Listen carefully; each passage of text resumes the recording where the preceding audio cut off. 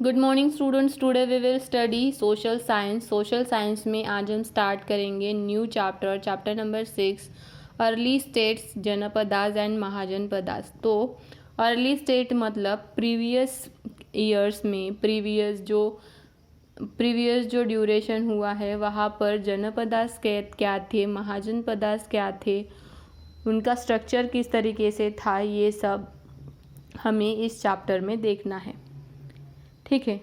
Janapadas and mahajanapadas मतलब क्या है। प्रीवियस चैप्टर में हमने देखा था जन क्या है, जन राजन क्या है, ये सब हमने देखा था उनके पॉलिटिकल स्ट्रक्चर में। ठीक है। वैदिक सोसाइटी में जैसे किंग रहता है राजन, तो gradually the territories of the rajan grew and their bigger unit come to know. राजन ये बड़ा होता जाता है, ठीक है, क्योंकि उसकी सेना बढ़ती जाती है तो उसका कन्वर्शन होता है जनपदास में। लिटरली उसका मीनिंग होता है foot hold of the tribe. मतलब एक जो मेन व्यक्ति है, वो मेन व्यक्ति जैसे वो ट्राइब का, एक पर्टिकुलर कास्ट का या पर्टिकुलर एक सोसाइटी का वो एक हेड है। This were a first state of Indian subcontinent. तो इंडियन सब कॉन्टिनेंट में मतलब इंडियन कल्चर में ये सबसे पहले क्या था, ये सबसे पहले का स्टेट था mahajanapadas. The larger and more powerful of the janapada came is called Mahajanapada.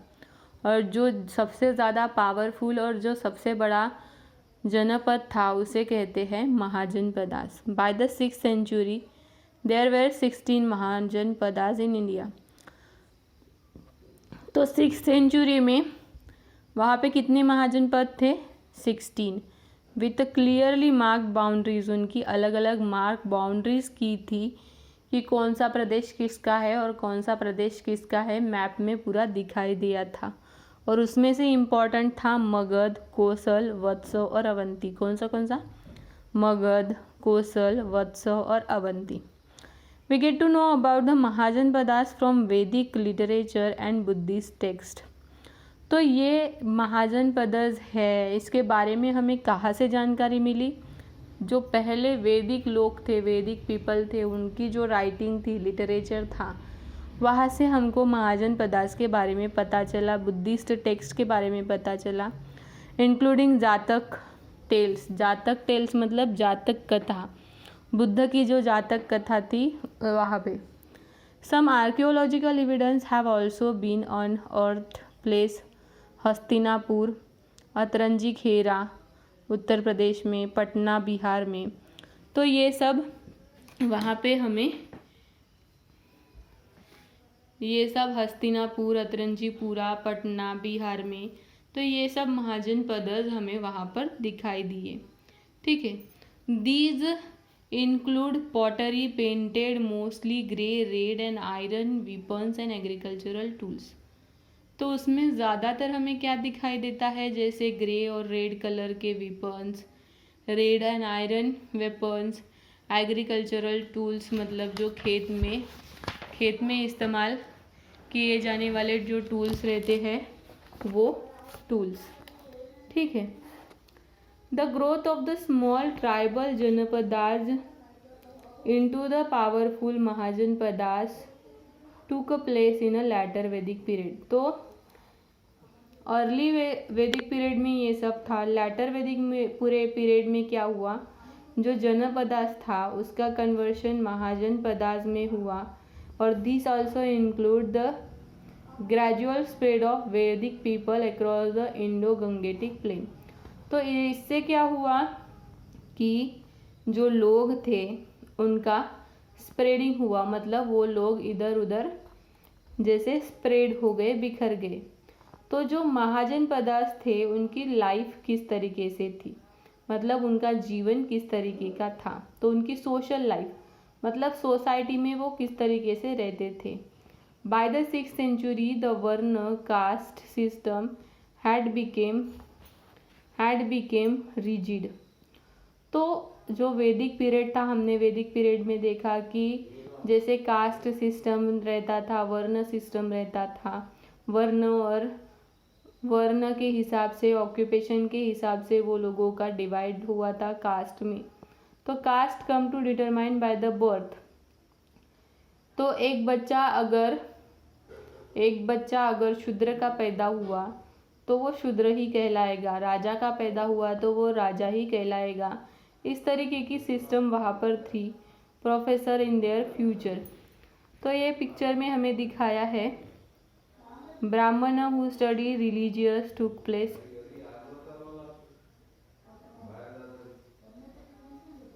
तो ब्राह्मण जो ये रहता है, ब्राह्मण हमेशा क्या करेंगे, धर्म ग्रंथ पढ़ेंगे, और क्षत्रिय जो रहेंगे वो क्या करेंगे, लड़ेंगे वॉरियर्स की तरह। जो वैश्य रहेंगे वो बिजनेसमैन और हर्डर्स जैसे काम करेंगे, और जो शूद्र रहेंगे वो कारपेंटर्स, ब्लैकस्मिथ जैसे छोटे मोटे काम करेंगे। तो इस तरीके से उनके काम के हिसाब से, उनके वर्ण के हिसाब से क्या हुआ था, कास्ट उनकी डिवाइड हुई थी। ये कहाँ पे बताया है, अर्ली वैदिक पीरियड में, और लेटर वैदिक पीरियड में महाजनपदास का जब वक्त था उस वक्त।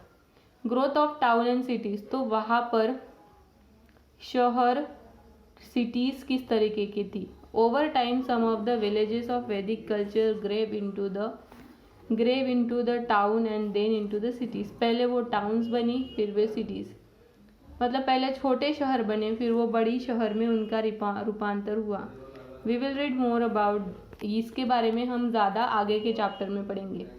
तो उनकी इकोनॉमी किस तरीके की थी, मतलब वो खर्चा पानी किस तरीके से करते थे, वो किस तरीके से कमाते थे और उसे खर्च करते थे।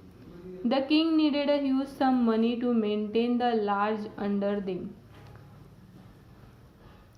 तो किंग के अंडर में बहुत सारे पैसे रहते थे। They collected the taxes from the people.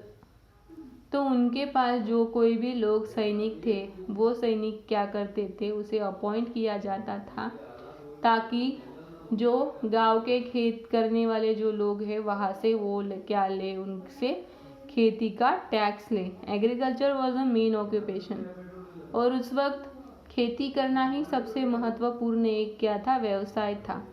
Produce people and farm gave a part of produce the bhaga tax like a king. तो जैसे किंग टैक्स लेता है तो उसे यहाँ पर क्या कहा है, भागा। ठीक है। Crafts people, potter, carpenter, weaver, जो कुछ भी मटकी बनाते हैं, बर्तन बनाते हैं, जो कारपेंटर का काम करते हैं, विपन्स बनाते हैं, ऐसे लोग भी उन्हें क्या देते थे, टैक्स देते थे।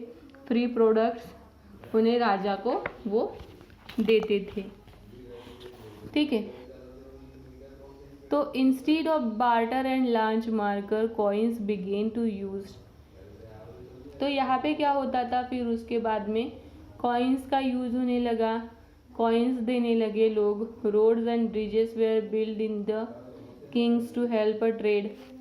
तो सामान बेचने और खरीदने के लिए वहाँ पे रोड और ब्रिजेस बनने लगे। ब्रिजेस मतलब पुलिया बनने लगे।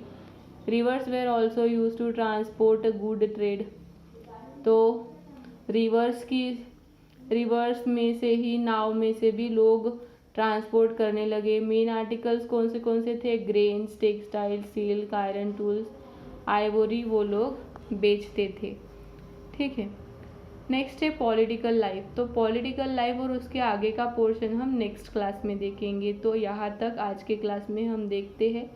आज के क्लास में हमने जितना भी पढ़ा उतना आपको पढ़ना है और उतना आपको लिखना है, और ऑडियो भी उसका बना के ग्रुप में भेजना है। Okay students.